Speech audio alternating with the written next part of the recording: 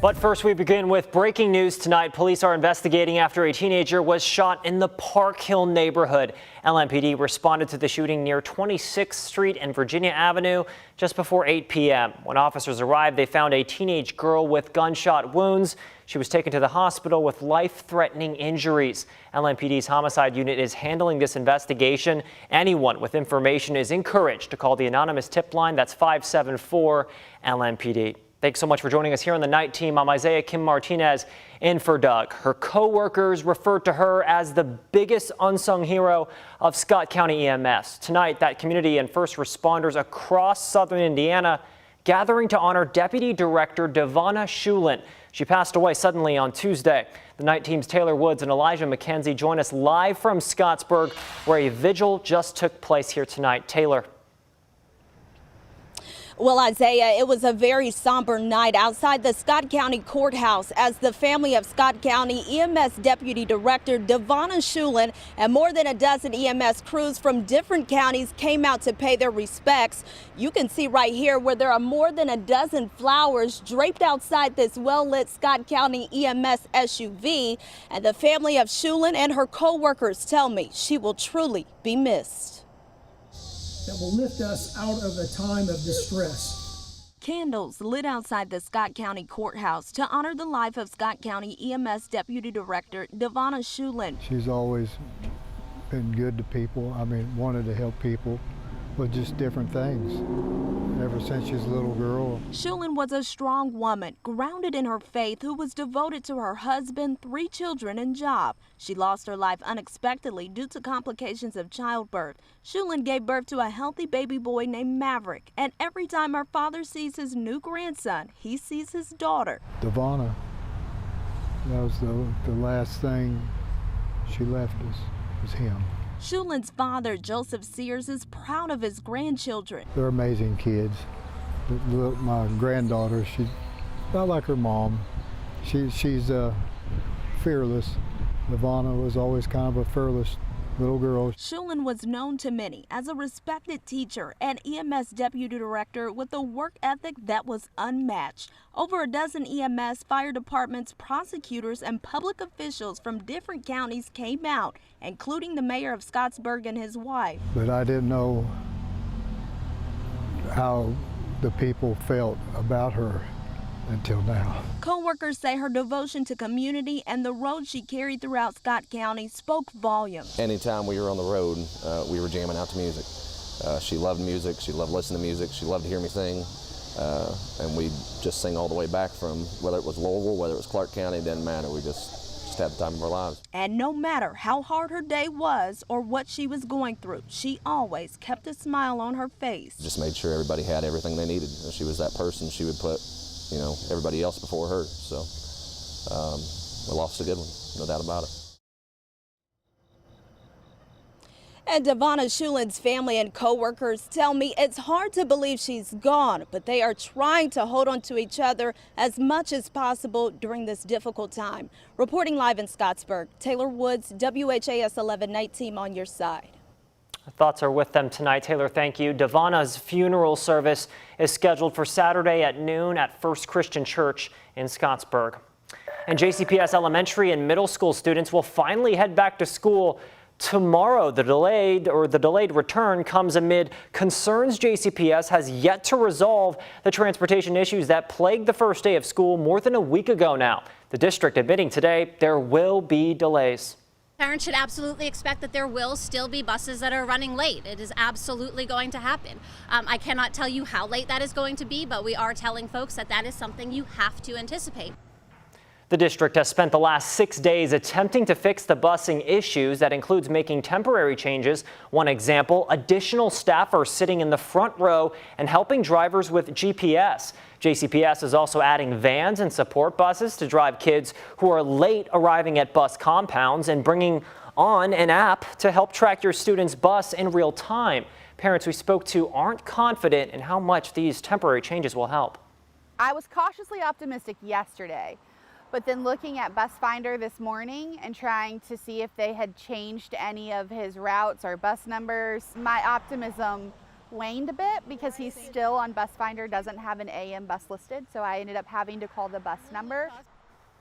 The bus tracking app will not be up and running for a couple weeks now, but in the meantime, JCPS says they have trained school employees on it. Are telling parents, call your school. If your child's bus is running late and you're wondering where is my child, you can call your school. If your school is unable to help you, you can call 485-RIDE. If your family has any issues tomorrow, we want to hear from you. It's easy. Just text us at 502-582-7290.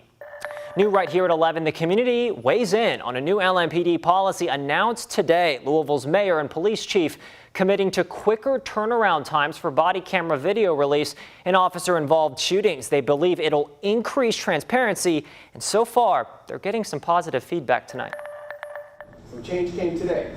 That's right. It's not big, Okay. but it's change. Louisville's Inspector General applauding LMPD's newest policy change, reversing procedures set in place by the previous mayor's administration. The chief and I inherited unwritten and inconsistently applied policies regarding officer-involved shootings. Current Mayor Craig Greenberg and Police Chief Jackie Gwynn Villaroyale again promising the Louisville community increased transparency. We have that experience and we know exactly how to conduct this investigation properly. To do that, they say body-worn camera footage needs to come out quicker in shootings where an officer is hit or fires and hits someone else. They're now putting LMPD's Public Integrity Unit in charge of these investigations moving forward to speed up the process. The chief says she'll personally oversee all of it. I still have the final authority to issue any discipline necessary. This is a major shift to what's been common practice since 2020. A Fisher-era policy called on Kentucky State Police to review these cases first in an effort to increase trust following Breonna Taylor's death. But KSP has been going through major backlogs, leading to body camera video taking at times several weeks for the public to see. When did you know that this was something you wanted to implement? Well, I think right away in those conversations, I wanted to get body cam footage out as quick as possible, regardless of what occurred. Now, 10 business days or fewer will be the standard. We only have 11 police officers. Bishop Dennis Lyons of Gospel Missionary Church sees promise.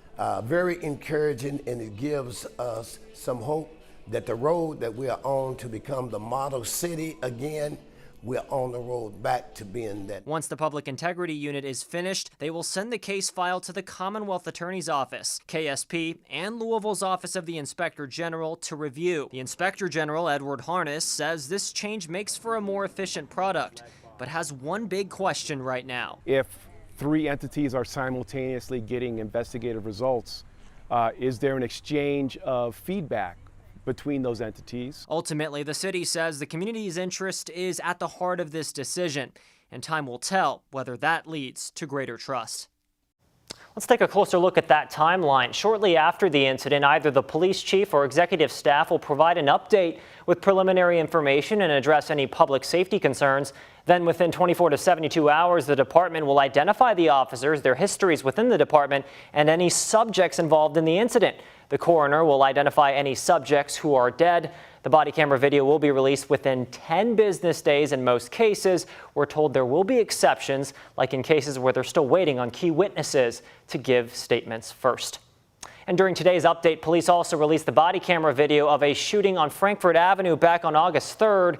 We want to warn you it may be disturbing to watch. Officers responded to New Main Street near the train tracks across Frankfort Avenue just before 10 that night for reports of gunshots in the area. While they searched the area, investigators say shots were fired at officers. Metro. Shots fired, shots fired.